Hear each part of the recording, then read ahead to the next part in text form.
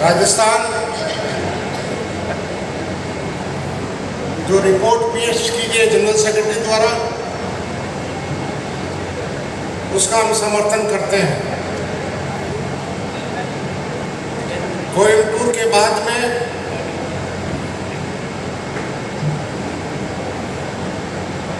राजस्थान के विभिन्न सेक्टर में और राजस्थान भारतीय जनता पार्टी की एक प्रयोगशाला है कि श्रम कानून को बदलने के लिए, लेबर लॉ को चेंज करने के लिए। उसके खिलाफ में AITUC ने और AITUC के ट्रांसपोर्ट वर्कर ने हमारी ट्रांसपोर्ट यूनियन के अध्यक्ष ML यादव के नेतृत्व में चुनाव से पहले वसुंधरा सरकार का हमने विरोध किया।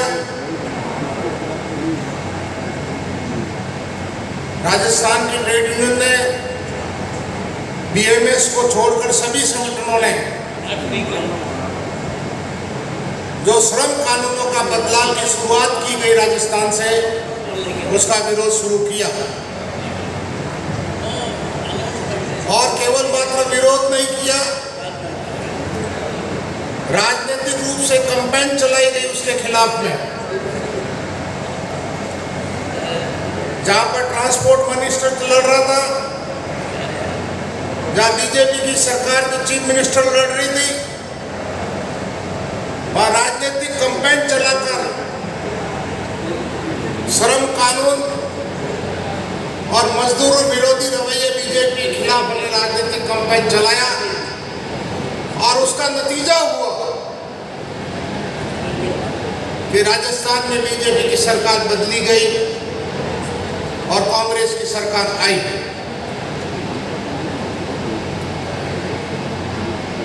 मगर जो कांग्रेस की सरकार ने चुनाव के दौरान में श्रम कानून को परिवर्तन नहीं करने का जो वादा किया था वहां के लोकल लीडर ने, चीफ मिनिस्टर ने, ट्रांसपोर्ट वर्करों की मांगे मानने का जो वादा किया था, वो सरकार धीरे धीरे बदलने की तरफ चलती रही कांग्रेस की सरकार।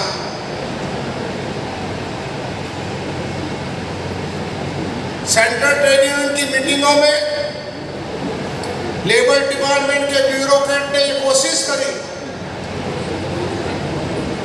कि राजस्थान के श्रम कानून जो बनाए हुए 3 कोड, उनके रूल्स बनाए जावे।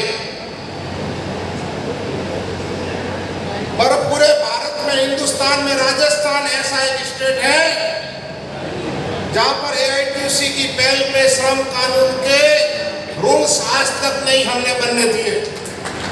हमने सरकार से पूछा, आपका एजेंडा क्या है, कांग्रेस का एजेंडा क्या है, ये बताइए।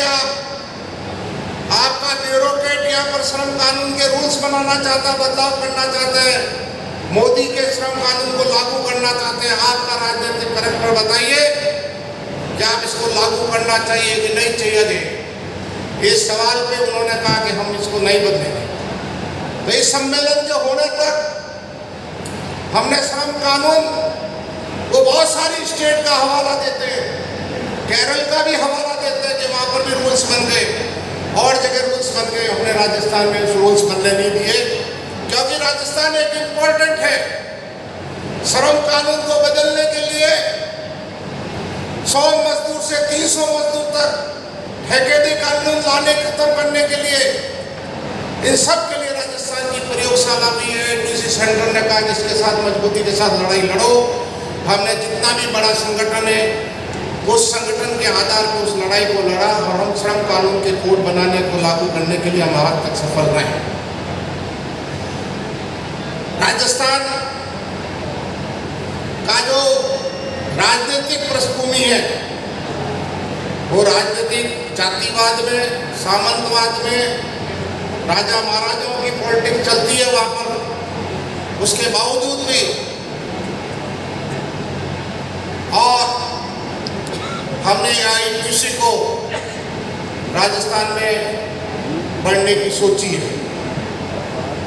हमारा ट्रांसपोर्ट वर्कर